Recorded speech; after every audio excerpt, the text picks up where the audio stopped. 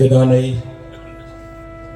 Father जानाय अनजालु नेरसोन खलारि बिथाङा दिनै बेवहाय आफा गसाइनि जे बानी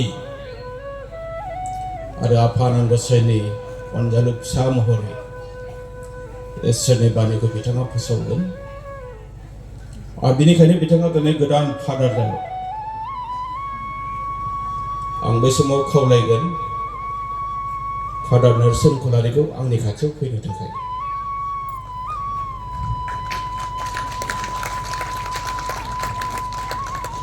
बे हाबाफारिखौ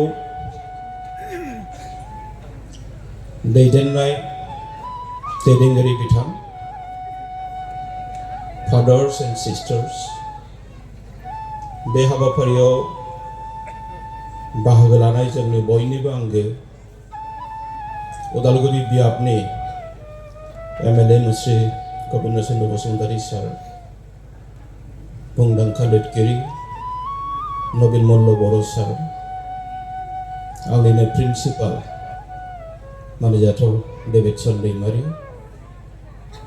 जोंनि बयनिबो आंगो मिस्ट्रि जेकब मुसाहारि सार आरो मानिजाथाव गेदेमा नोंथांमोन, आंनि अनजालु फरायसा दिनै फादार जाबाय। बेनिफ्राय आरो देरसिन जोंनि जिउआव फोरोंगिरि महरै माबा साक्सेस माबाफोर नांबावगौ ना? जों बयबो आखाइ खबनानै होयो। आं मोनसे बाथ्राखौ बुङो, जों फोरोंगिरि महरै जोंनि फरायसाया जेब्ला जोंनिफ्राय साबसिन जायो, गोरोंसिन जायो, अब्ला जोंनि खस्थ' खालामनाया सार्थक जायो।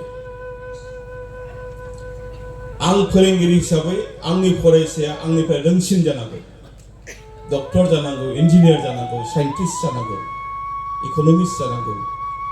दिनै जोंनि फरायसाया नेरसोन खलारिया गोदान फादार।